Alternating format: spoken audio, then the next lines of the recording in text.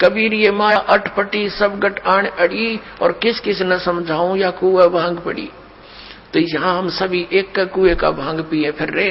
वो परमात्मा आता है, हम उसके भी जूते मारते हैं, उसको बुरा कहते हैं, इन नकलियों को स्वीकार करें बैठे हैं तो आसपास भी नहीं भगवान कहिए। अब कहने का दास का तात्पर्य है कि इस दास के स्थान पर ये सोच लो परमात्मा बैठे हैं, और फिर हम कैसे व्यवहार करेंगे उस भगवान से जिसके लिए हम तड़प रहे हैं। ऋषियों ने शरीर गाल दिए भगवान पाने के लिए, यदि वो मिल जाए तो हम उसका कैसे व्यवहार करेंगे।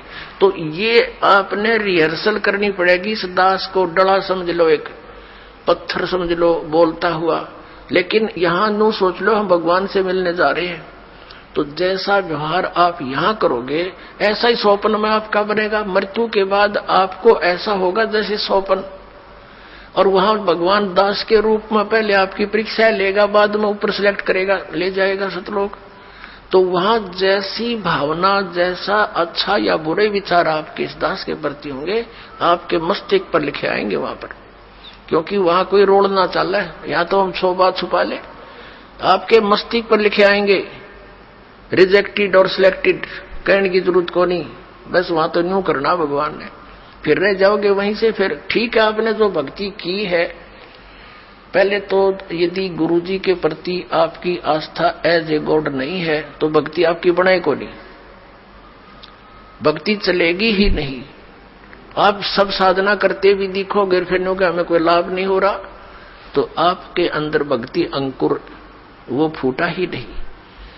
तो पुण्यात्माओं कहने का भाव यह है कि जैसे आपको दास बताना चाहता है कि उपदेश लेने के बाद फिर आपने इस दास को परमात्मा के तुल्य समझना पड़ेगा। ये दास परमात्मा नहीं है, ये तो उसका कुत्ता है, आपको जगाने के लिए भेज रखा है। आप धनी हो भक्ति के, आप सोए पड़े हो, आपका जीवन नष्ट हो रहा है, चोरी हो रही है, धन लुट रहा है आपके श्वास रूपी पूंजी का, ये दास जगा रहा है डंडोरा पीट पीट के, आवाज लगा लगा कर। लेकिन आपके लिए परमात्मा का विधान है, गुरु गोविंद कर जानियो और रहियो शब्द समाए, मिले तो दंडवत बंदगी नहीं पल पल ध्यान लगावे।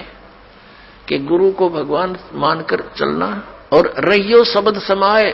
शब्द समाये रखना मतलब जो उसने मंत्र दिया है वो सत मंत्र सतनाम, यानी सत भक्ति, उसमें लीन रहना, गुरु जी को भगवान मानना, और जो उपदेश मंत्र दिया है उसमें समाये रहना, उसकी भक्ति पर ज्यादा ध्यान रखना।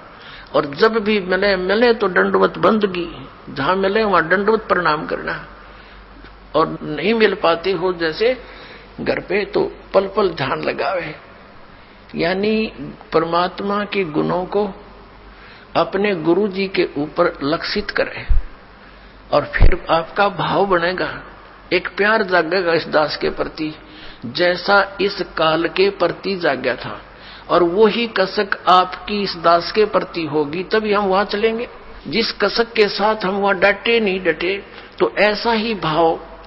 अब हम कैसे भावित होते हैं, जैसे एक हीरो या हीरोइन नकली बात बना के, एक तो उसने पढ़ावे फिर वो बोल रहा है, उसके एक दो डायलॉग पर हम आसक्त हो जाते हैं, ओहो बड़ा क्या बात कही, बड़ा सुंदर बोला, और यहाँ दास ने ऐसा पिटारा खोल दिया इन बोलों का वचनों का।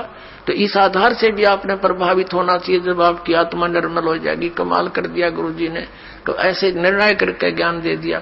तो हमने ऐसे प्रभावित होना है और आसक्त होना है उस परम पिता पर, इस दास के माध्यम से।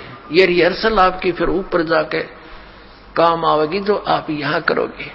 अब हम उसी प्रसंग पर आते हैं। बच्चों, वो ठीक का दिन आ गए, चारों तरफ डंका बोल गया दाता का।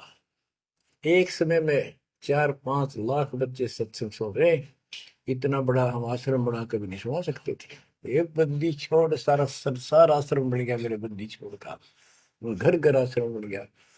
और अपने बच्चों के ऊपर किसी कृपा कर दी मेरे दाता ने। बच्चों फिर क्या बताते हैं,